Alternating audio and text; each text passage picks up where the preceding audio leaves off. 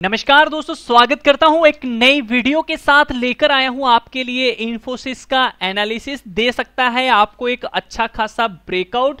क्या है मेरे इसके पीछे रीजंस, क्या है मेरी राय, कहां करना चाहिए बाय, कहां करना चाहिए एसएल फिट और कहां पे मिल सकता है आपको एक अच्छा टारगेट, आज की वीडियो में आपके साथ शेयर करने जा रहा हूं।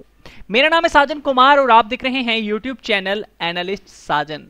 दोस्तों, इन्फोसिस का स्टॉक एक रेंज में फंसा है, जैसा कि आप लोग इसे देख पा रहे हैं, बट कहीं ना कहीं कुछ हद तक ये रेंज अब खत्म हो चुकी है। ये रेंज एक ट्रायंगल की फॉर्म में तब्दील जो है वो हो चुकी है और बहुत जल्द आपको एक ब्रेकआउट, मेरे हिसाब से जो मैं मानता हूं, वो अपसाइड का देखने को मिलने वाला है। ये मेरा एनालिसिस कहता है, ये मेरे हिसाब से जो मैं सोच रहा हूं वो चीज आपको बता रहा हूं। ये करेगा क्या, ये कोई नहीं जानता। आपको 100% यहां पे कोई नहीं बोल पाएगा, ये बात हमेशा याद रखिएगा। एनालिसिस के अंदर दो कंडीशंस होती हैं कि स्टॉक किस लेवल के ऊपर निकले तो हमको बाइंग करनी चाहिए, और किस कौन से प्राइस के नीचे निकले तो फिर हमको सेल करना चाहिए। तो आई नो मेरे टारगेट क्या होंगे, मेरा स्टॉप लॉस क्या होगा, और वही चीज आपके साथ में यहां पे शेयर करने वाला हूं। इन्फोसिस का स्टॉक अगर आप ध्यान से देखेंगे तो गाइस एक सपोर्ट पे खड़ा है। अगर आपको वो सपोर्ट दिख पाए तो बड़ी अच्छी बात है। ये देखिए एक सपोर्ट, यहां देखिए एक सपोर्ट, एंड यहां देखिए एक सपोर्ट। गाइस अब हमें एक इंपॉर्टेंट चीज और देखनी है जो कि आपको ऊपर से दिख रही होगी। ये है रेजिस्टेंस, ये है रेजिस्टेंस, ये है रेजिस्टेंस और ये है रेजिस्टेंस। अभी स्टॉक यहां पे अगर आप ध्यान से देखोगे तो एक ट्रायंगल पैटर्न में है, जैसा कि मैंने आपको पहले ही कहा। अगर आप ध्यान से यहां पे देखो तो ये पैटर्न कब तक ब्रेकआउट दे सकता है, यहां पे अगर आप डेट देखोगे तो ये आपको 21/8/2020 के पहले पहले टूटता हुआ नजर आ सकता है। लेकिन हमको एंट्री कहां लेनी है, क्या वजह है, क्यों मैं इसको अपसाइड देख रहा हूं, वो चीजें मैं आपको पहले बता देता हूं, फिर आपको मैं यहां पे बताने की कोशिश करता हूं कि कहां टारगेट, कहां एसएल है। गाइस सबसे पहले जब कोई स्टॉक एक मूवमेंट देता है तो उसमें वॉल्यूम का बहुत बड़ा योगदान होता है, ये बात हमेशा याद रखिएगा, ठीक है। और दूसरी चीज, मैंने यहां पे 1 आवर के ऊपर चार्ट लगाया है, ना कि 1 डे के ऊपर। तो यहां पे जो एसएल होगा, टारगेट होगा, वो 1 आवर के बेसिस पे ही चलने वाले हैं। अब मैं यहां पे बाइंग साइड क्यों बैठा हूं, अगर आप इसको ध्यान से देखोगे तो गाइस कुछ दिनों के अंदर आप लोग पहले तो ये देखोगे कि ये अपनी सपोर्ट के पास खड़ा है, जिसके अंदर ये काम कर रहा है। तो अगर इस सपोर्ट पे खड़ा है तो डेफिनेटली अब इसकी अपसाइड की रैली जो है वो आनी चाहिए, ठीक है। पहला रीजन ये है। अब दूसरा रीजन मैं आपको ये बताना चाहता हूं, आप यहां पे देखिए ये रेड कैंडल कितनी बड़ी है, ये रेड कैंडल, ये रेड कैंडल। अब यहां पे नीचे की तरफ देखिए कि आपको यहां पे वॉल्यूम इतनी बड़ी दिख रही है, नहीं, यहां पे वॉल्यूम आपको डिक्रीज होती हुई दिख रही है।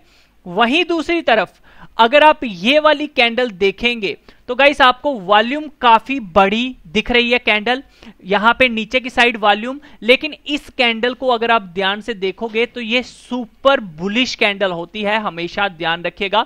इसे हैमर कहा जाता है, यानी कि काफी लोगों ने इसे शॉर्ट करने की कोशिश की गई, सेल करने की कोशिश की गई इस दिन, इस हावर पे, लेकिन ये यहां पे उनको मात देके तकरीबन ऊपर ही बंद हुआ।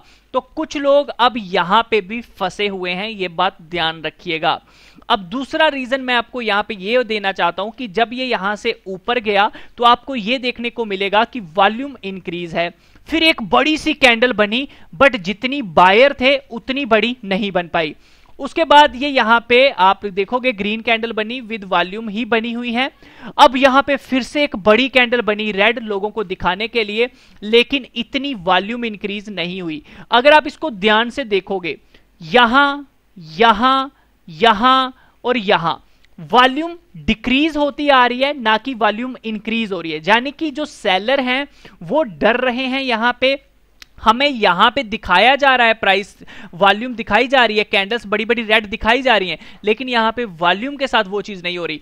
चाहे ग्रीन कैंडल छोटी ही क्यों ना बन रही है, लेकिन यहां पे वॉल्यूम काफी ज्यादा इंक्रीज हो रही है, ये बात ध्यान रखिएगा, ये आपको बिल्कुल नहीं भूलना चाहिए। वहीं दूसरी तरफ जब मैंने इसका ऑप्शन का डेटा देखा तो गाइस सबसे ज्यादा ओआई जो है वो हमें 1000 के पास दिख रहा है, यानी कि 1000 के पास। तो ये एक चिंताजनक बात है कि इतनी दूर कॉल राइटर बैठे हुए हैं, तो कहीं ना कहीं स्टॉक एक अपवर्ड रैली हमें दिखा सकता है। डाउनसाइड अगर आप देखते हो तो आपको 900 के पास सबसे ज्यादा हाईएस्ट ओपन इंटरेस्ट देखने को मिल रहा है, बट मैं इस चीज को इतना मायने नहीं देता हूं, मैं इसको अपने तरीके से एनालिसिस करता हूं जो कि मैंने यहां पे किया हुआ है। गाइस यहां पे अगर आप देखोगे 1000 के पास सबसे ज्यादा ओआई खड़ा है पुट और कॉल को, तो सबसे ज्यादा मैक्स जो पेनफुल पॉइंट है वो है हमारा 1000 की कॉल के ऊपर। वहीं दूसरी तरफ आपको 900 के पास सबसे ज्यादा हाईएस्ट ओपन इंटरेस्ट दिखता है, लेकिन एज कंपेयर टू कॉल ये बहुत ही कम है, ये मेरा मानना है, ये आपको भी दिख गया होगा। दूसरी तरफ आपको सबसे हाईएस्ट ओपन इंटरेस्ट 950 के पास मिलता है, यानी कि ये आपका सेकंड हाईएस्ट ओपन इंटरेस्ट है, थर्ड 960, फोर्थ 970। तो आपको यह चीज देखने को मिल रही है कि ओपन इंटरेस्ट जो है वो ऊपर की तरफ शिफ्ट हो रहा है, ना कि नीचे की तरफ, ये बात ध्यान रखिएगा।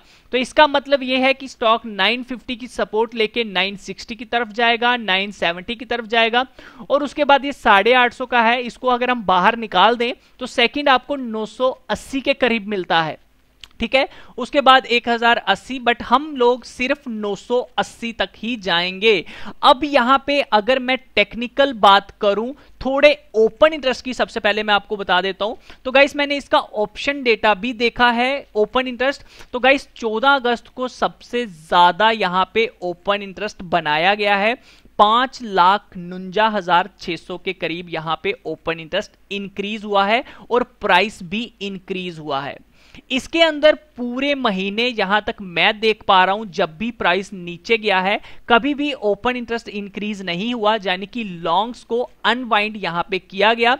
जब भी प्राइस ऊपर गया ओपन इंटरेस्ट इंक्रीज हुआ है, तो कहीं ना कहीं लॉन्ग जो है वो बिल्डअप हो रहे हैं पूरे मंथ से, इसके अंदर ये बात ध्यान रखिएगा। एक दिन यहां पे शॉर्ट बिल्डअप हुए थे, लेकिन वो इतनी क्वांटिटी में नहीं हुए थे, तो मैं इसको इतना मैटर नहीं बड़ा मानता हूं, लेकिन फिर भी ये शॉर्ट्स बने हैं। तो 974.55 का जो लेवल है वो हमारे लिए एक रेजिस्टेंस का काम कर सकता है, बट यहां पे जो टारगेट है वो मैं कितना लेके चल रहा हूं हावरली बेसिस, तो मैं आपको वो बता देता हूं। तो आपको ये शॉर्ट्स को देखने की जरूरत नहीं है।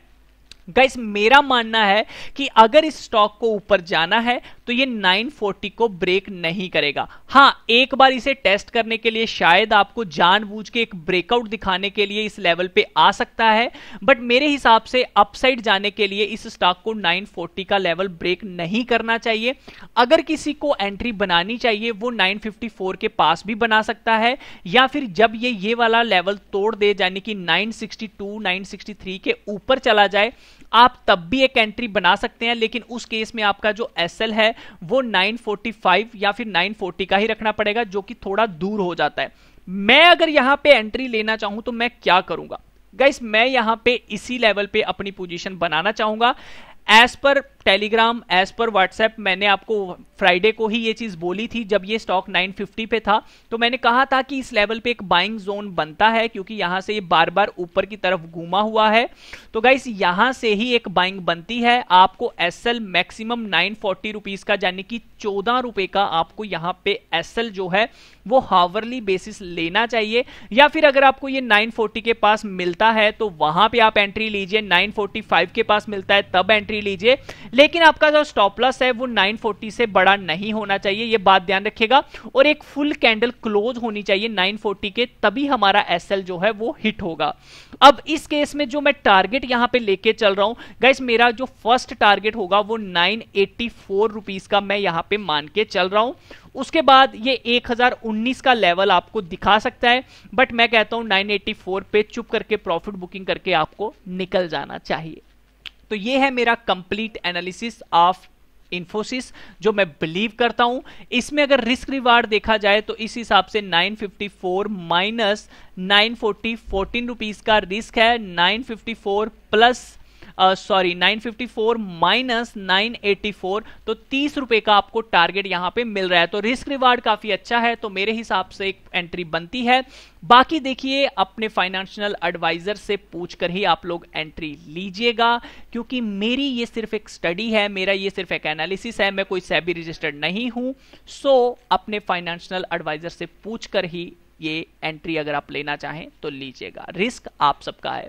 बाकी YouTube मेंबर्स के लिए भाई जो वीकली बेसिस पे स्टॉक्स हैं उनकी वॉच लिस्ट मैंने अपडेट कर दी है, तो प्लीज आप लोग कम्युनिटी में जाके वो वॉच लिस्ट देख लीजिएगा।